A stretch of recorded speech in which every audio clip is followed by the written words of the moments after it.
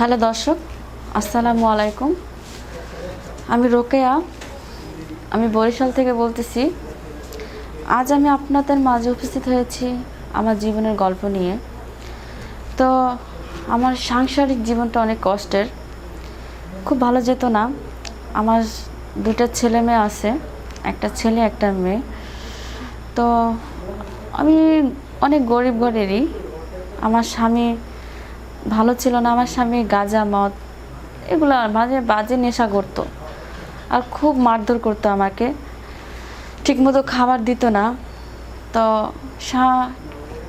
গাঁজা মদ খেয়ে এসে আমাকে মারধর করতো। তো এরকমের করতে করতে কোন বাড়ির থেকে সে জানে চুরি করতে যেয়ে ধরা খাইছে। খাওয়ার পর সেখানে জরিমানা করছে 10,000 টাকা। 10,000 টাকার পরে জরিমানা করছে। এখন না হলে তাকে ছাড়বে না, পুলিশে দিয়ে দিবে। এখন আমি কি করব? আমি এত টাকা কোথায় পাবো? কার কাছে যাব? কে দিবে এত টাকা? এই বইলা আমার খুব কান্না করতাম যে এখন তারা ছাড়ে আনবো কীভাবে? 10,000 টাকা দিলে ছাড়বে, নাহলে ছাড়বে না। পরে আমার পাশের বাসার ভাবি এসে বলতেছে কি যে তুই এক কাজ কর, তুই টাকা পাবি কই? তুই তো 2টা বাসায় কাজ করস, তো কিস্তিতে টাকা ওঠা। আমাদের আমরাও তো কিস্তিতে টাকা উঠাইছি, তুই কিস্তিতে টাকা ওঠা। তাহলে তুই আস্তে আস্তে কিস্তি দিয়ে ফেলাবি, আর তোর স্বামীর তুই আনতে পারবি। স্বামী ছাড়া কিস্তির কোনো মূল্য আছে? স্বামী যাই হোক, ল্যাংড়া হোক আর লুলো হোক। চিন্তা করলাম ঠিকই তো, বিয়ে তো মানুষের জীবনে একবারই হয়। স্বামী ল্যাংড়া হোক আর লুলো হোক, স্বামীকে তো আমার আনতে হবে। পরে আমি টাকা না দিয়ে পর্যন্ত তারা ছাড়বে না, খুব মারধর করতেছে।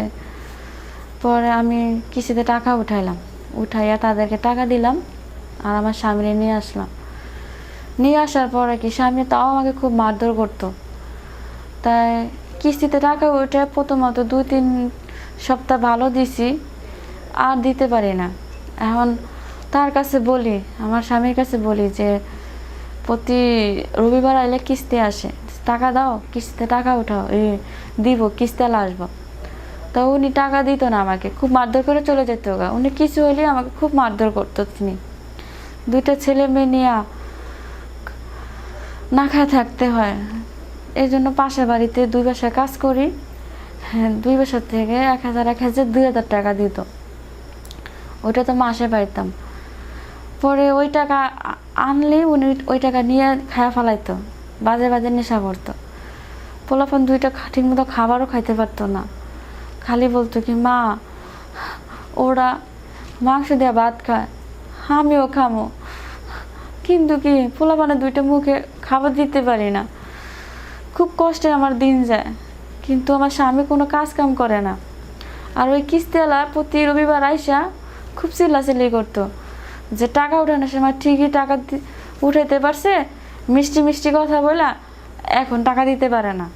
এরকম 3-4 সপ্তাহ আয়সা খালি রাগারাগি করতো। তা বলতাম কি ভাই আজ না, হ্যাঁ কাল আয়সা নিয়ে যাই আমি।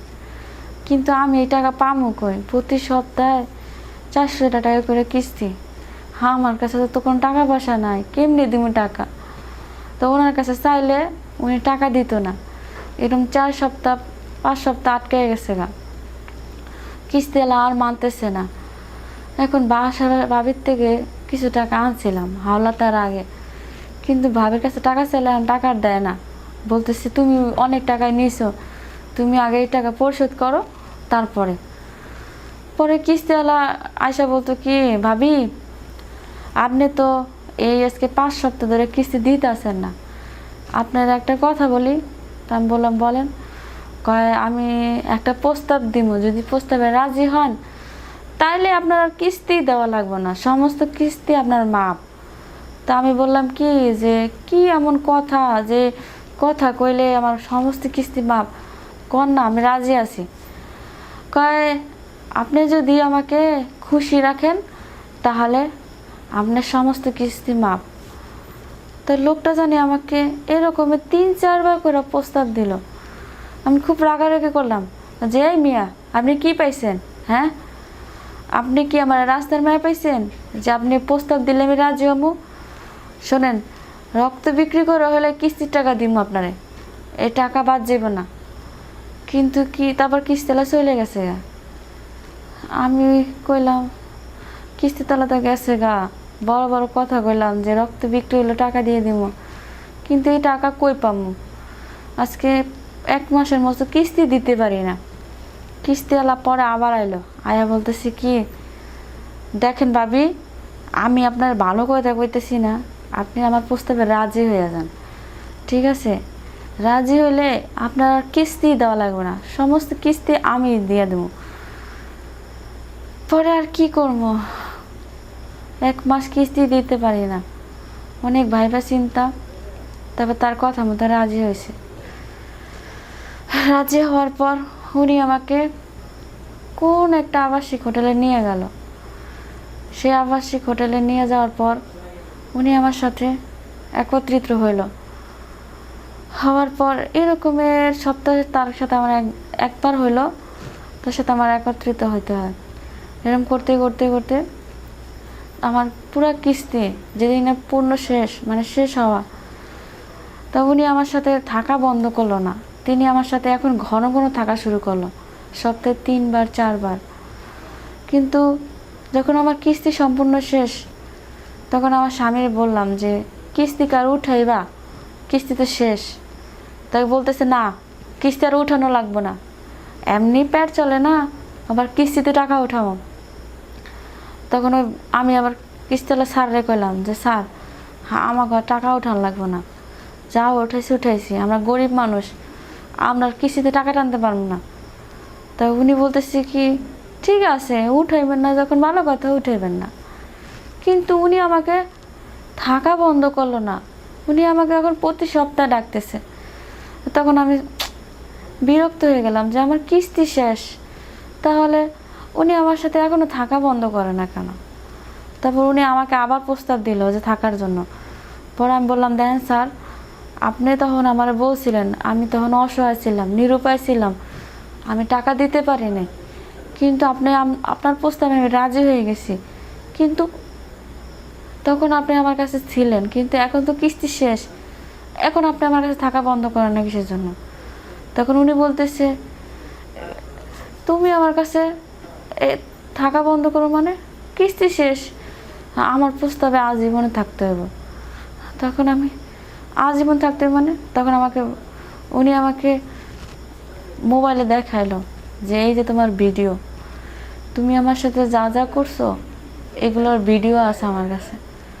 তখন আমি আসমান থেকে জমিনে পড়ে গেলাম যে উনি উনি আমার এইগুলো ভিডিও করে রেখে দিছে, উনি আমার অসহায় অবলাপে এগুলো ভিডিও করছে।